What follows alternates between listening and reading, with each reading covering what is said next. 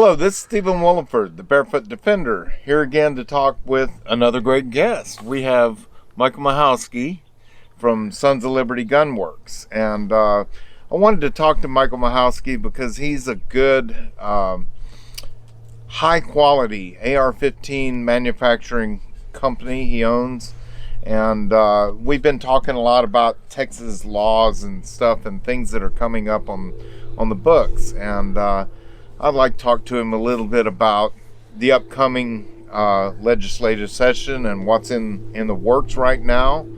And we'll discuss that a little bit. And we'll also discuss what makes his AR-15s superior to most of them. With that said, let me introduce Mike Mikowski.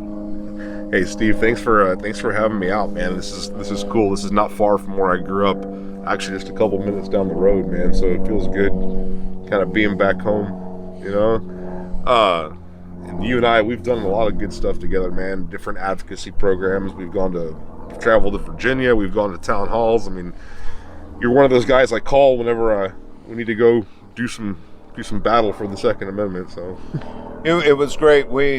Mike called me up one time and said, San Antonio City Council is meeting and I'd like you to be there. And you were kind of, they were bouncing things off of Mike that night and talking to him with, regard to the Second Amendment and how they were trying to affect it, which really surprised me. They actually had someone on our side talking.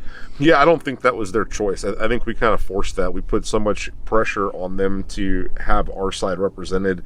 And remember, these town halls usually attract like 25 people. And when you show up with 500 people, it's kind of hard to ignore. It was huge that night. Yeah, they were outside. When we introduced you, there was a standing ovation, even from the people that were there that were on the other side. What you did was undeniable, and so I'm really glad you were there. And if you notice, there's been no more talk of a gun buyback in San Antonio. That's absolutely true. I think we actually were effective. Yeah, and there's one of the few times that, sometimes I feel like I'm just banging my head against a wall, but I feel like we were effective that day. I've been pushing, as one of my previous videos showed, I've been pushing House Bill 112, and we're going to talk about that for a little bit. Steve Toth did a video with me and won House Bill 112, and it's up right now, and they're working the way through the system. It says that the state of Texas will not recognize any new federal firearms laws, will not enforce, and in fact it makes it a misdemeanor if an ATF agent or someone would enforce one of the new federal laws that might be coming down with the Biden administration. Any thoughts about that? I think it's great. It'll be interesting to see how it plays out, to see if it's symbolic or if it actually has, teeth. But I think it's great that Texas is taking a stand, and that kind of stuff's not going to be accepted here. It'll be rejected. I think a lot of stuff in politics is theater on both sides to some degree. But obviously, like, taking a position officially in Texas that we don't recognize that stuff is important. Now, what does that mean? The Second Amendment protects the individual right to bear arms, okay?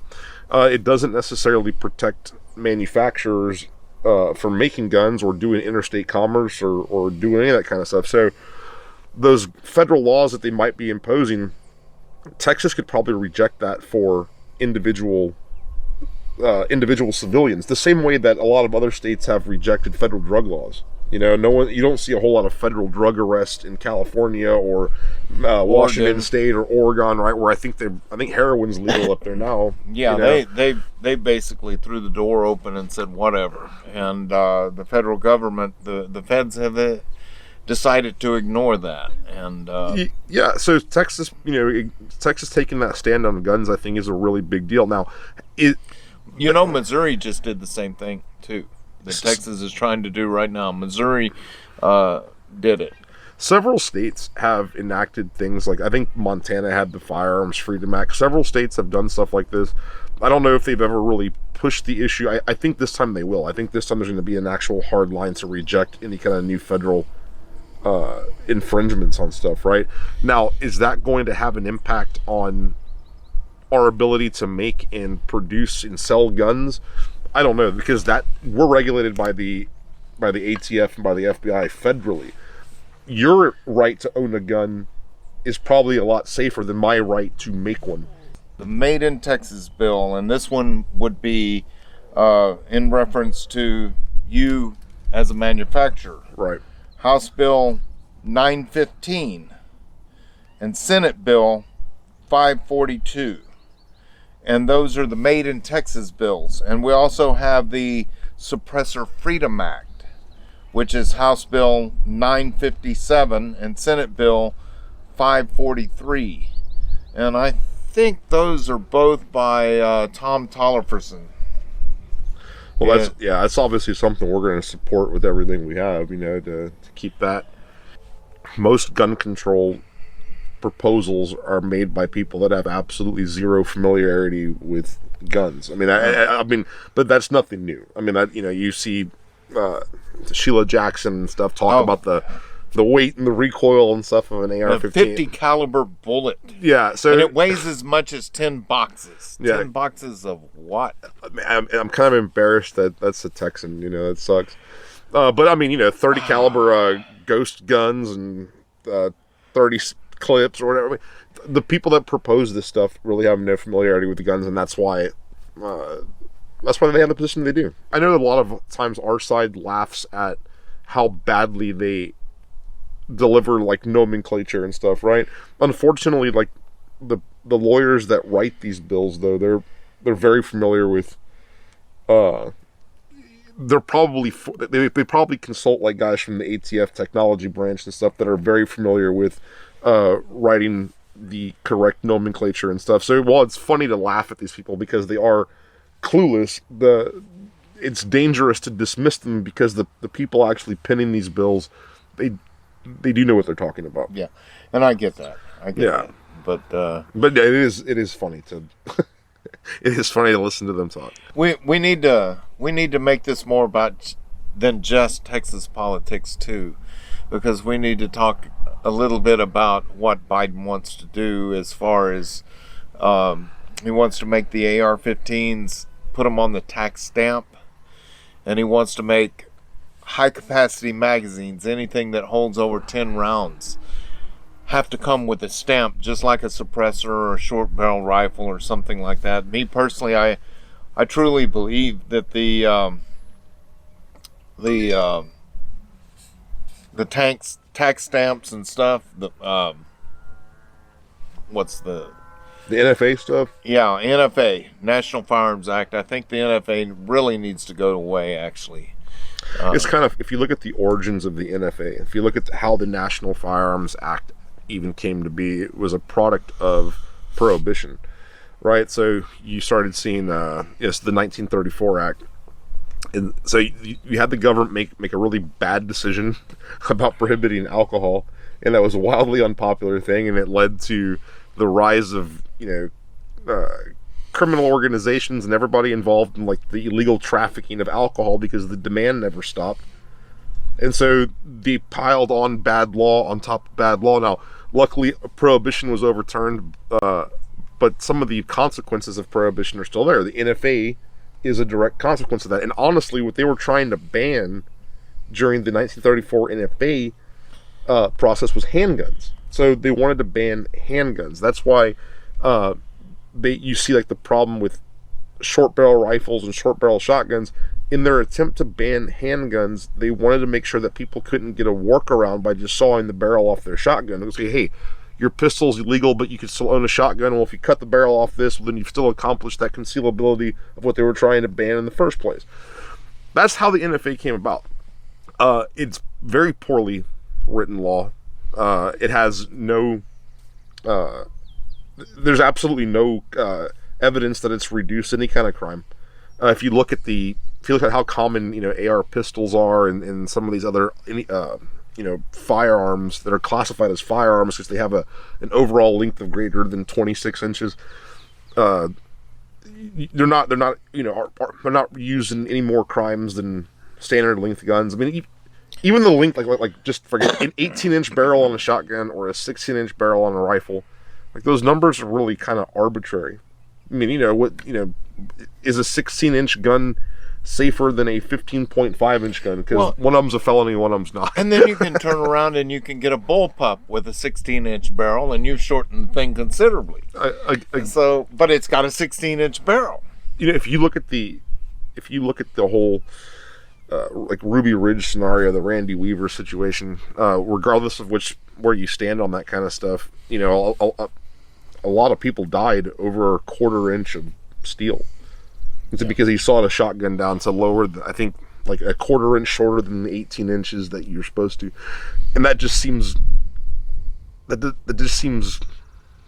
wrong, and it seems arbitrary. And I don't think that was the founders' intent. And all of it is infringing upon our Second Amendment. Absolutely. Tennessee actually passed a law not long ago saying that suppressors would be legal in the state of Tennessee if they didn't leave the borders of Tennessee. So they need to just challenge it at probably at the Supreme Court level that the NFA is unconstitutional. If you look at the Heller decision, and it talks about the in common use. Well, there's 20 million AR-15. So I mean, I would argue that suppressors now in 2021 are a hell of a lot more in common use than when the NFA was written in 1934. Same thing with short-barreled guns of any kind. So they probably should readdress that. That would be my argument to how to handle that. Also, you hear the politicians say no one uses an AR-15 for hunting. I hunt with an AR-15. Yeah, I hunt an AR-15. So yeah, the rise in popularity of the AR-15, I think, actually came from like the hog infestation and then predator hunting and stuff. So that was probably what initially started the popularity of it. You have to remember from like the mid 1960s up until like 1994, when the assault weapons ban went into play, there was probably only 250,000 AR-15s in circulation. I mean, over a 30-year period, it wasn't a super popular gun. Now, I mean, Anderson Manufacturing, they probably make 1 million receivers a year. So I mean, one company makes 4 times the amount of AR-15s in 1 year than was made in the previous 30 years. So the proliferation of that rifle is undeniable. A lot of that started because of hog hunting and predator hunting and competition shooting and stuff like that. Competition shooting's big with ARs. Absolutely, yeah. Although to me, I still believe that the most compelling argument for why civilians should be able to own an AR-15 is that it is the best defensive tool a civilian can own. So yes, it has all these uses in sporting and all that kind of stuff. Sons of Liberty, we make guns to end fights. Unapologetically, we make guns to fight. Okay? And I say that because the AR-15 is the most effective defensive tool you can own as a civilian. That's it. When I ran to my safe, and I opened my safe, and I knew I was going to be facing a mass shooter, I chose an AR-15 because I built it myself. I built it light, easy, quick. I shoot bowling pins, swing targets, metal. I shoot and move and stuff. I couldn't even imagine somebody that would run out with a bolt action rifle and try to fight a mass shooter. Yeah, or a handgun against a long gun. I mean, you're at a very serious disadvantage there. Yeah, I mean. So that's what I even chose. And now that brings us to talking about Sons of Liberty guns, and I know this is going to be his favorite part here, because we have a Sons of Liberty rifle here today, and I'm going to tell you, I have put lots of rounds through this rifle. He said it's unapologetic. It's a fighting machine. I'm going to tell you that sometimes I just wanted to see how long it would take before it would malfunction without cleaning it, and it's probably dirty today because of that fact. And I've never had a malfunction with one of Sons of Liberty guns. And why is that? If you understand the mechanics of this gun, if you really understand how they eat and breathe, you could preemptively beef up certain things that make the gun damn near unstoppable. You want ample gas and ample mass, right? So you want enough gas at the gas port to drive the gun through adversity, and enough mass on the back end of the gun to push that bolt back into battery.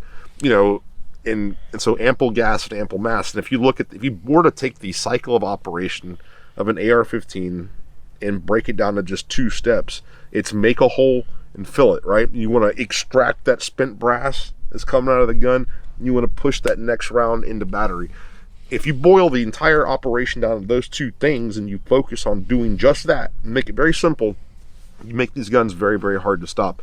We use very powerful extractor springs. You use very heavy buffers, powerful action springs.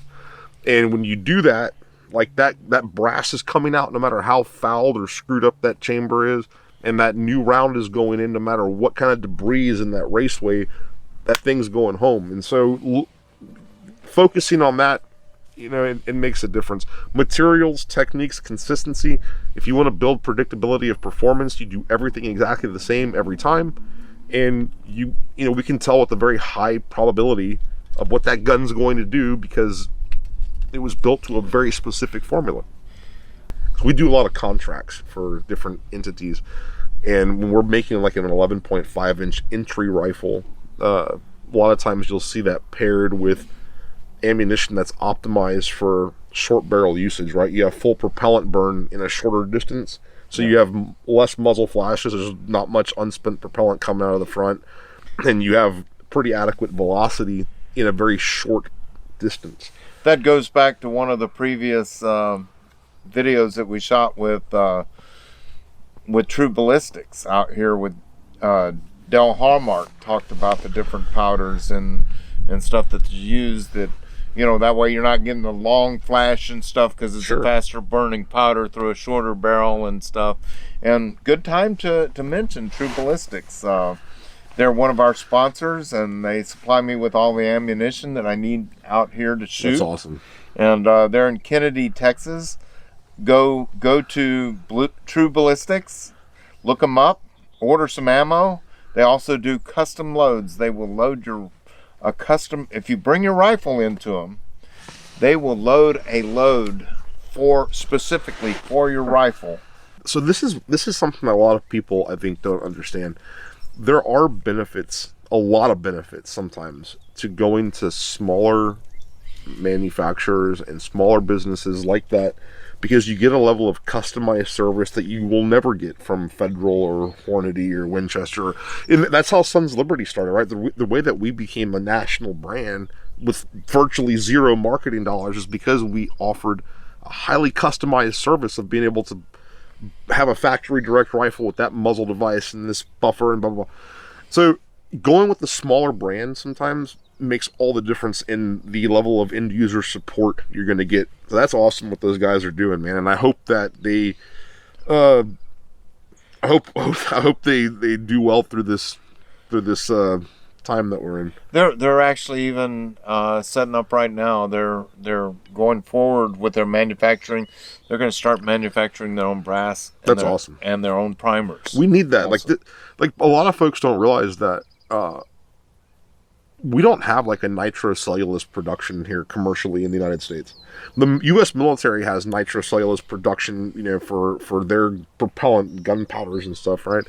But commercially, I don't think we really do. A lot of that stuff's imported. And so one of the huge supply chain issues that you're seeing is that there's just really no infrastructure to support. Like, we're at World War II level production, in terms of like cranking stuff out, and the materials are just not there. So having companies that are going to be standing up production of some of those components from the ground up, man, that's good. That's important. That's what Dell wants to do. Okay, I'll make some primers. I'll keep them very, very busy. Well, let me get in contact with him. Yeah, absolutely. He's a great people there. They have a small production right now. They're looking to expand. Absolutely. And now's the time. Now's the time to expand. That being said, let's load up a rifle and let's have some fun. All right, man, let's do it. So we're going to put one of the Sons of Liberty rifles through its paces now, and we got some steel targets down range, got some bowling pins, And we're going to let the man himself Man. shoot it. Huh? I was like, all right. Yeah, last time I saw this gun, we were presenting it to you was it Dallas? In Dallas. Frisco Frisco, to be yeah. precise. Yeah. At the Riot Conference. And that was, Riot stands for Robbery Investigation Texas. Bank robber investigators. Yeah. And it had a whole lot of Texas Rangers. And Oh, yeah. Colonel FBI, Allen West spoke there too. And y'all this presented goes me in with that that Texas rifle. Monthly. That by the way, that Texas Monthly article was phenomenal. If y'all have not read that article, I highly recommend it. It was probably one of the best, most fair articles I've ever seen on gun culture defense. What you did, incredible article. He did a really good job. All right, let's see if I remember how to do this.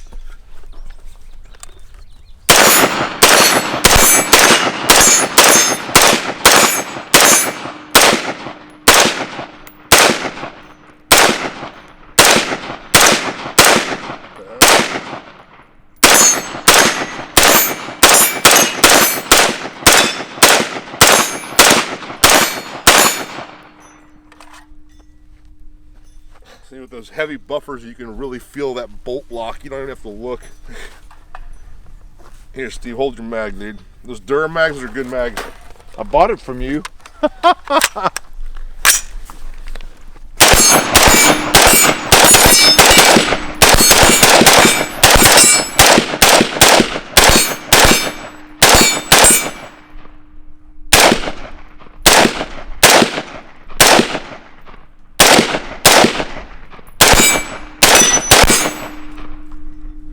That's how a rifle's supposed to run. Yep, I think so, man.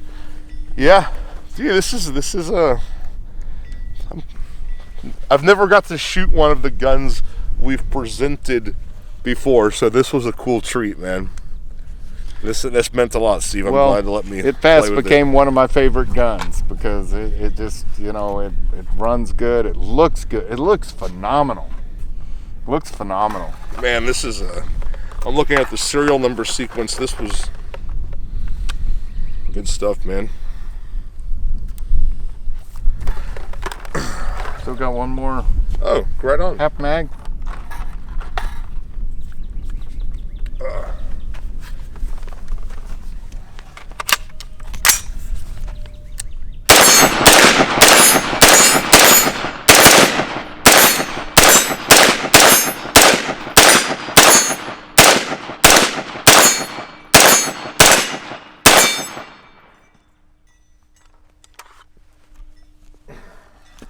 Very Rock and fun, roll, dude. man.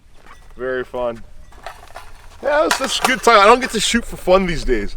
Everything we're doing is either a demonstration or it's testing or something like that. Like to actually go out and shoot for fun. This was good. I'm glad you drug me out here, man. It was very good. We're gonna have to do it more often. I agree. Thank you very much for watching. Again, Barefoot Defender. Please subscribe to our channel. Give us a thumbs up, and we'll see you on the next one.